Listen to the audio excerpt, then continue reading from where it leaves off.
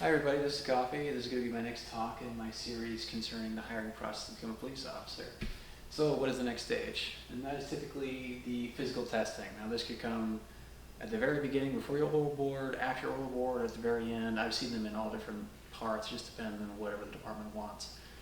Typically you're going to find one or two different things for the physical testing. One is the Cooper test and then like a bunch of modified tacked on stuff to it, or the obstacle course. I'm going to go over the Cooper test first because it's the most relevant and I see this more often in departments. Cooper test is basically a mile and a half. It's to see how far that you can run in the 12 minutes, and you have to hit a mile and a half. And then they break it down based upon age and how well your fitness is depending on the timing within the 12 minutes. Now, doing a mile and a half in 12 minutes is a bit of a hoof.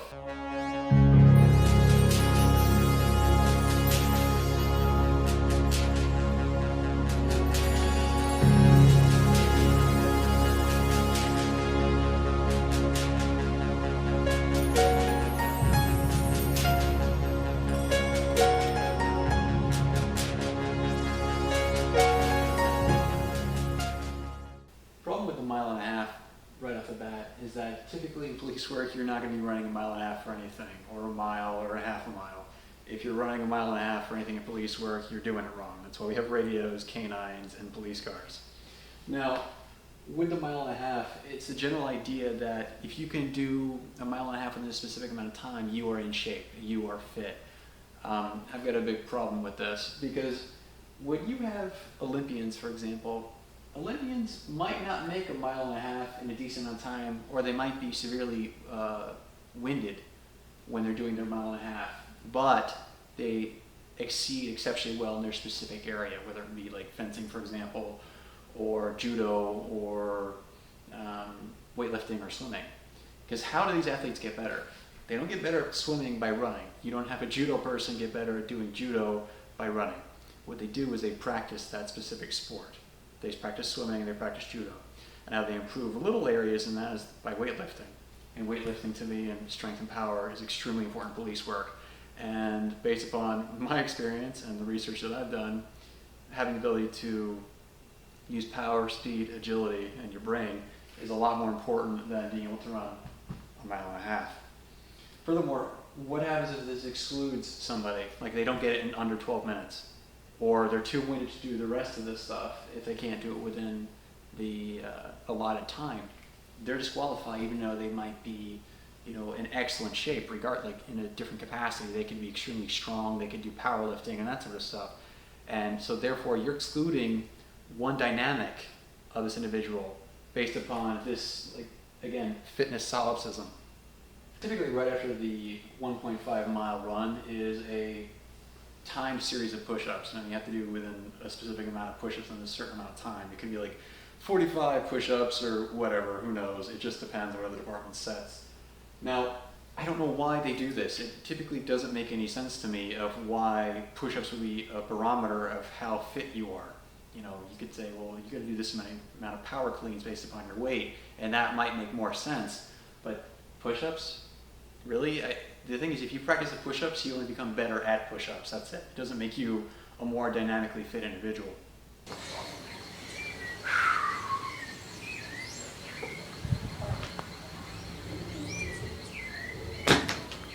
Same thing with sit-ups.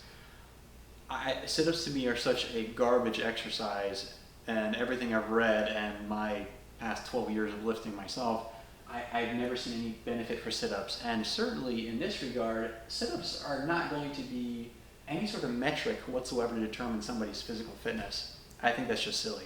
Not being able for somebody to do 45 sit-ups in a minute doesn't mean that they can't squat 350 pounds. And I'd rather have somebody who can not do 45 sit-ups but can squat, ass to grass squat 350 and be able to hold a very gigantic individual and restrain them and handcuff them, versus somebody who can do endless amount of sit-ups and is completely worthless when it comes to actual, when rubber meets the road kind of situation. Finally, we have the vertical leap. Now, maybe if we played basketball on duty and that was our job, I could see that being important, but I don't see how a vertical leap measures anything at all other than how high you can get off the ground. And the vertical leap is not you have to jump over something. The vertical leap is see how high you can touch these slotted things that are above you. And you got to get above a certain amount. I don't know. So the next thing you'll typically have, let's say if they don't have this and an amalgam of stuff, they can also add crap here, it just depends, is that they'll have an obstacle course. An obstacle course, it can be any number of things that the department or the commission has determined will be effective in stating that you would be a good police officer and that you're physically fit. One of them was like a culvert. I've never crawled through a very large pipe, and I would not in 99.9% of cases. There could be an alligator there. I don't want to get flesh-eating bacteria.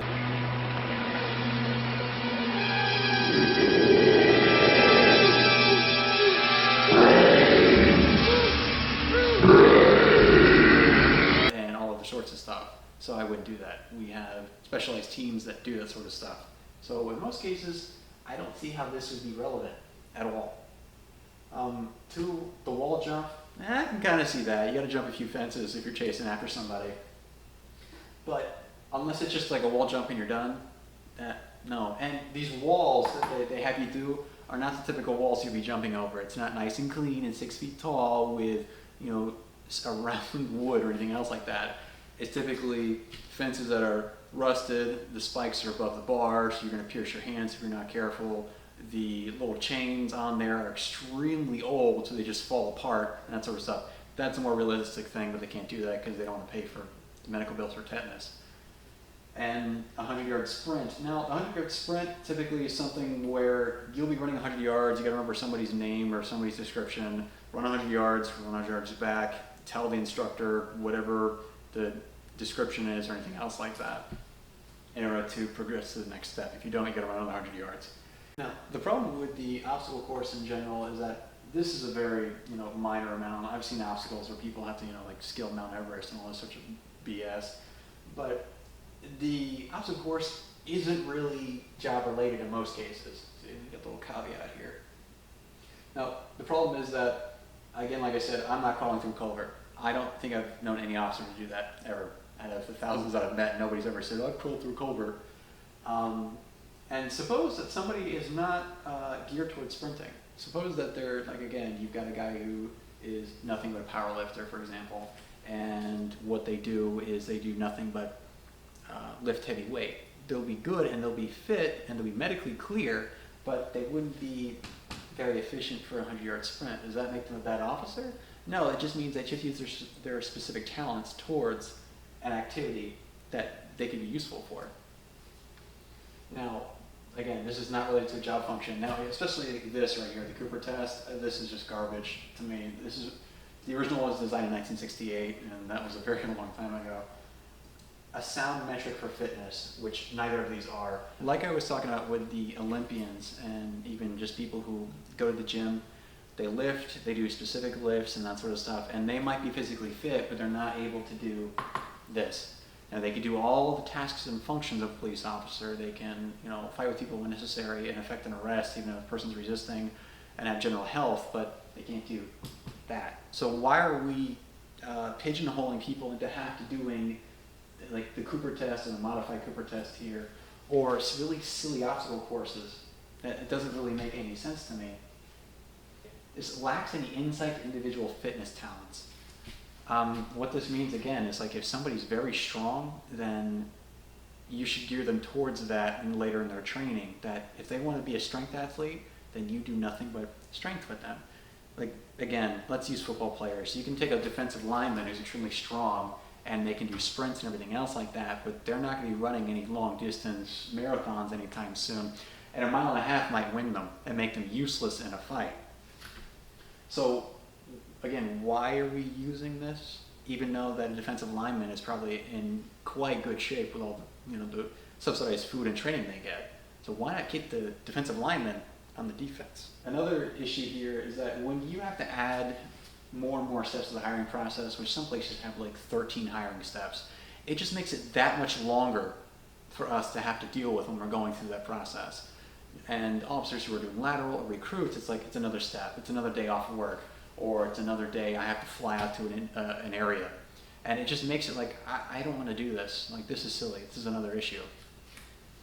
Number 5, you got to have people to administer it. And that means you got to pay people for off duty, or you got to take people out of a specific area and have them doing these tests constantly. And these tests don't take like 20 minutes. These tests take all day because they might have anywhere from 30 to 1,000 recruits depending on the size of the department.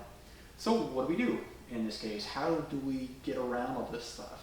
Well, basically what we should be doing in this situation is just getting rid of all of it. People are obviously not going to be happy. They're going to say, well, they're going to make fat cops, and how do we, avoid the issue of out-of-shape people? You can't. Because realistically, past this point right here, and past the academy typically, or a lateral officer goes in because they typically don't have to go through an academy, there's no impetus to stay in shape outside of your own discipline. Nobody's telling you have to do this, or you're going to be fired, or put on modified duty, or anything else like that. So we shouldn't be using this system at all. If we eliminate this step right here, we can go to a medical system. So you have to go to a doctor anyway to get a physical to make sure that you're not overweight, you don't have extremely high blood pressure, hypertension, diabetes. Diabetes,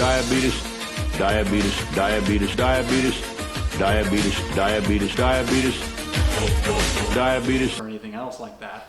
So why not allow the doctor to say, this individual's in shape, or this individual presents a health risk and would not be able to do the typical functions of a police officer based upon research and medical knowledge.